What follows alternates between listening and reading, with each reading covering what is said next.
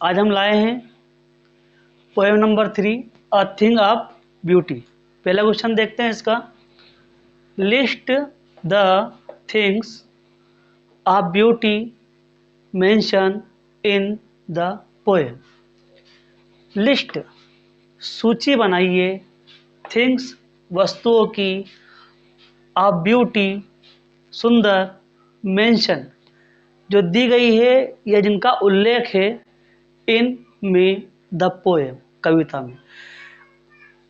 कविता में उल्लेखित सुंदर वस्तुओं की सूची बनाइए। देखिए आंसर, द थिंग्स वस्तुएं, ऑफ की, ब्यूटी सुंदरता की, मेंशन उल्लेखित है, इन में द पोएम कविता में आर हैं।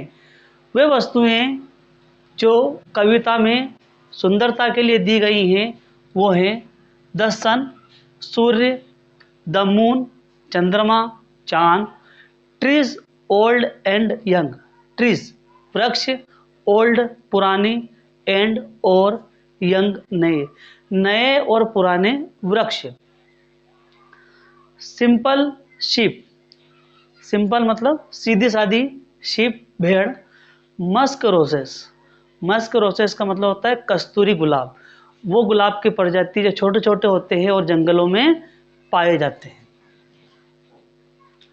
नेक्स्ट क्वेश्चन देखिए, डू वी क्या हमें एक्सपीरियंस अनुभव होता है थिंग्स वस्तुओं का, ऑफ ब्यूटी सुंदर, क्या सुंदर वस्तुओं का अनुभव, ओनली केवल, फॉर के लिए, शॉर्ट मोमेंट्स कुछ क्षण के लिए, क्या सुंदर वस्तुओं का अनुभव कुछ समय के लिए होता है, आर या do they way make a lasting lasting का मतलब होता है लंबे समय तक या स्थायी, इंप्रेशन असर या प्रभाव, ऑन पर अस हमारे ऊपर, या फिर जो सुंदर वस्तुओं का प्रभाव हमारे ऊपर लंबे समय तक होता है या उनका स्थायी असर हमारे ऊपर होता है। आंसर देखिए, द पोएट कवि, बिलीव्स मानता है, कवि का मानना है, डेट की, वेन जब, वी हम, एनकाउंटर सामना करते हैं, एक ब्यूटीफुल थिंग्स जब हम किसी सुंदर वस्तुओं का सामना करते हैं, यानी कि जब कोई सुंदर वस्तु हमारे सामने आती है, इवन भले ही, फॉर के लिए, अ स्मॉल एक छोटे या कम, मोमेंट पल के लिए। कवि का यह मानना है कि कोई सुंदर वस्तु भले ही वह हमारे सामने कुछ समय के लिए आए, द प्लेजर आनंद, रिमेंस रहता है, विथ अस फॉरएवर तो उसका आनंद हमें हमेशा के लिए रहता है, यानी कि वो हमें हमेशा के लिए याद रहती है। इट लीव्स यह छोड़ती है, अ लास्टिंग इम्प्रेशन। देखो, इट लीव्स यानी कि वो चीज़ें क्या असर डालती है उसके बारे में बताई गई है, तो it leaves a lasting impression, इसका असर, इसका प्रभाव, इट लास्टिंग इम्प्रेशन इसका प्रभाव, डेट जो, इंस्पायर प्रेरित करता है, अस हमको, लिव लाइफ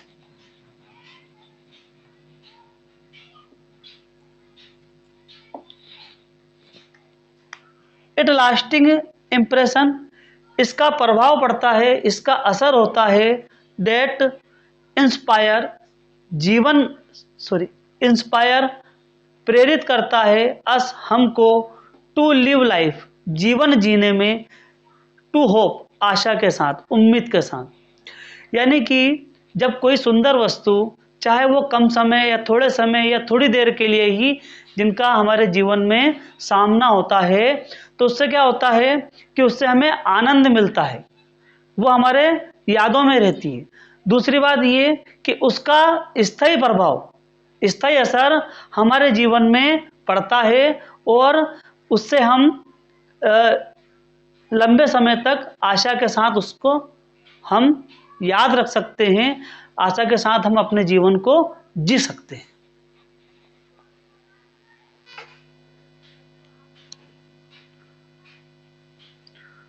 थर्ड क्वेश्चन देखिए हमारा, अ थिंग, एक वस्तु, अ ब्यूटी, सुंदर, एक सुंदर वस्तु, इज है, अ जॉय, एक आनंद है, एक खुशी है, फॉर एवर, हमेशा के लिए। यानी एक सुंदर वस्तुओं से हमेशा खुशी मिलती है। एक्सप्लेन, समझाइए। हमें यह समझाना है, क्वेश्चन हमारा ये कह रहा है कि एक सुंदर वस्तु से हमें हमेशा खुशी मिलती है। इस लाइन को हमें प्रूव करना है, समझाना है। ठीक है, देखिए, अ थिंग, एक वस्तु, अ ब्यूटी, सुंदरता, यानी एक सुंदर वस्तु या किसी वस्तु की सुंदरता, इज है, अ कांस्टेंट, स्थायी है, नियत है, एंड और एवरलास्टिंग, हमेशा। यानी किसी वस्तु की जो सुंदरता होती है वो नियत होती है और हमेशा रहने वाली होती है, स्थायी होती है और हमेशा ही रहने वाली होती है। सोर्स, स्रोत, of Joy, Anand, and pleaser, खुशी और आनंद का स्रोत होती है। किसी वस्तु की सुंदरता, किसी वस्तु की सुंदरता हमेशा, किसी वस्तु की सुंदरता हमेशा और निरंतर रहने वाला एक स्रोत है। Time can not fade, time, समय, कैन, सकता है, नॉट, नहीं, समय नहीं सकता है, फेड, फेड का मतलब होता है कम, फीका। ठीक है, यानी जब अपन कहते हैं ना कि इसका कलर फीका पड़ गया, इसका कलर मद्दा पड़ गया, ठीक है, तो उसी तरीके से समय कैन नॉट फेड, समय इसको फीका नहीं कर सकता। अब चूंकि यहाँ पर सुंदरता की बात हो रही है तो फेड का हम मीनिंग यहाँ पर मुरझाना भी ले सकते हैं।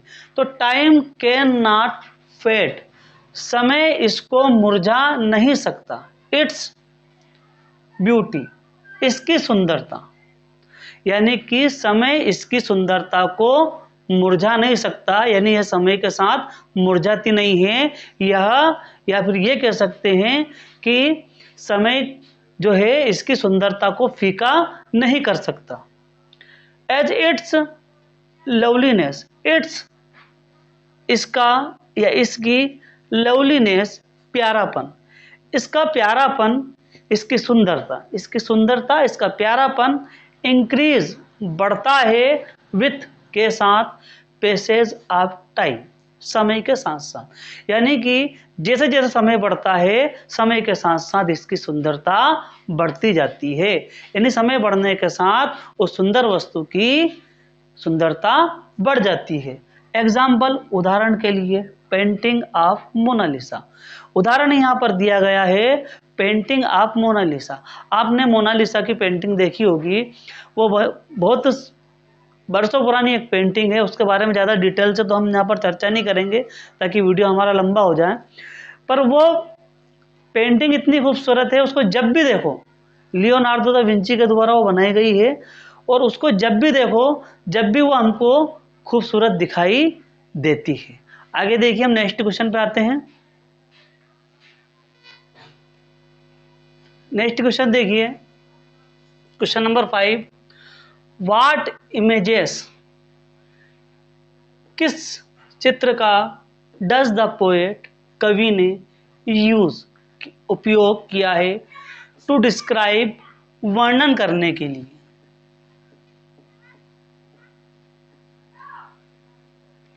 कवि ने किस चित्र का उपयोग किया है वर्णन करने के लिए?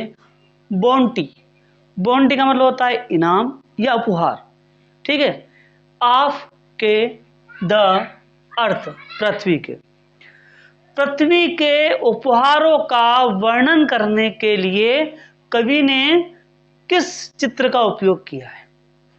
क्वेश्चन समझे आप लोग? क्या कह रहा है क्वेश्चन, क्या पूछ रहा है हमसे कि कवि ने, है ना, पृथ्वी ने जो हमको इनाम दिए हैं, ठीक है, जो उपहार पृथ्वी से हमको मिले हैं, उस चीज का वर्णन करने के लिए, उस चीज को दर्शाने के लिए, बताने के लिए कवि ने इस पोएम में किस चित्र का, है ना, किस चित्र का उपयोग किया है। तो देखिए, द पोएट यूजेस, कवि ने उपयोग किया है, कवि उपयोग करता है द इमेज, चित्र, ऑफ का, एन, एक, एंडलेस, एंडलेस का मतलब होता है ना खत्म होने वाला, अंतहीन, है ना, जो कभी खत्म ना हो, जिसका अंत ना हो, यानी अंतहीन। तो एक अंतहीन फाउंटेन, फुआरा। अब फुआरा किसका, ऑफ का, इमोर्टल ड्रिंक, ये समझ लीजिए आप। इमोर्टल का मतलब क्या होता है, देखो, मोर्टल का मतलब होता है मरना, मृतक, मरने वाला, ठीक है, और इमोर्टल का मतलब होता है जो मरा नहीं है, ठीक है, जो मरा नहीं जाता, ठीक है, यानी कि जिसको मृत्यु प्राप्त नहीं होती, यानी कि जो अमर होता है, ठीक। तो इमोर्टल ड्रिंक यानी वो पदार्थ जिसको पीने से आदमी मरता नहीं है। तो इसका अगर हम शाब्दिक अर्थ निकालें तो इमोर्टल ड्रिंक, तो इसको कहते हैं अमर पेय, यानी जिसको पीने से व्यक्ति अमर हो जाए। या फिर हम ये कह सकते हैं कि इसका एक नाम है जिसको हम कहते हैं अमृत, अमृत को पीने से भी व्यक्ति को मृत्यु नहीं आती। तो देखो, पृथ्वी के उपहारों को बताने के लिए वह क्या करता है, कवि एक झरने का चित्र बतलाता है, झरने से पृथ्वी के उपहारों को दर्शाता है। और वो झरना कैसा है कि भाई वो झरना अमृत वाला झरना है। कैसा झरना है, अमृत वाला झरना है, यानी कि उसमें पानी नहीं है, उसमें अमृत निकलता है, ठीक है। टू डिस्क्राइब, वर्णन करने के लिए, द ब्यूटीफुल, सुंदर, खूबसूरत, बॉन्टी, उपहार, ऑफ द अर्थ, पृथ्वी के, पृथ्वी के खूबसूरत सुंदर उपहारों को बताने के लिए कवि जो है एक झरने के चित्र का उपयोग करता है। और वह झरना कैसा है, वह अमृत का झरना है, अंतहीन, इमोर्टल, इमोर्टल ड्रिंक, ठीक है। आगे देखिए, like a fountain, the earth, like a fountain, एक झरने की तरह,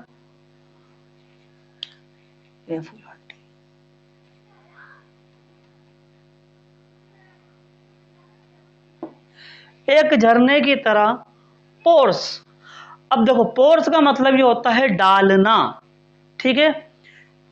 जैसे कि एक उदाहरण के लिए हम समझें कि हमने क्या करते हैं अपन के, एक मग्गा लेते हैं पानी का और उसको किसी ड्रम में से या किसी भी चीज में से भरकर हम डालते हैं।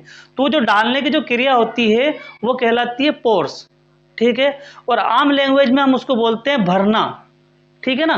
तो देखो, पोर्स के यहाँ पर दो मीनिंग होते हैं, लाइक अ फाउंटेन, एक फुहारे की तरह, पोर्स डालता है या फिर बरसाता है, ऑन टू अस, अस मतलब हम पर, न्यूमेरस, असंख्य, कई सारे, ब्यूटीफुल, खूबसूरत, साइट्स, नज़ारे, यानी कि उस फाउंटेन से कई सारे खूबसूरत नज़ारे, खूबसूरत चीज़ें निकलती है। और वह फाउंटेन वो हमारे ऊपर उन खूबसूरत नज़ारों की बारिश करता है। अब बारिश करने का मतलब वो खूबसूरत नज़ारे, जितने भी खूबसूरत प्रकृति में चीज़ें हैं, वह सब एक अमृत पेय वाले यानी अमृत वाले फाउंटेन्स यानी कि झरने से निकली है। और वो किसके लिए निकली है, वो हमारे लिए निकली है। आगे देखिए, न्यूमेरस, ब्यूटीफुल, साइट्स, कई, ब्यूटीफुल,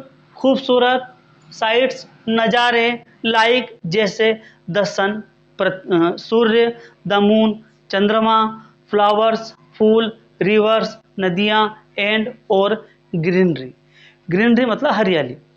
यानी कि वह जो फाउंटेन है, उस फाउंटेन से कई सारे नज़ारे निकले हैं, कई सारी खूबसूरत चीज़ें निकली हैं, जैसे कि हमारा चंद्रमा है, हमारी सूर्य है, हमारे ये जानवर है, खैर उसका वर्णन हमने नहीं करा है, फूल हैं, नदियां हैं, और ये चारों तरफ जो फैली जो हरियाली है, ये हरियाली, ये सब कहाँ से निकली है? ये सब नज़ारे कहाँ से निकले हैं? ये सब किसने दिए हैं?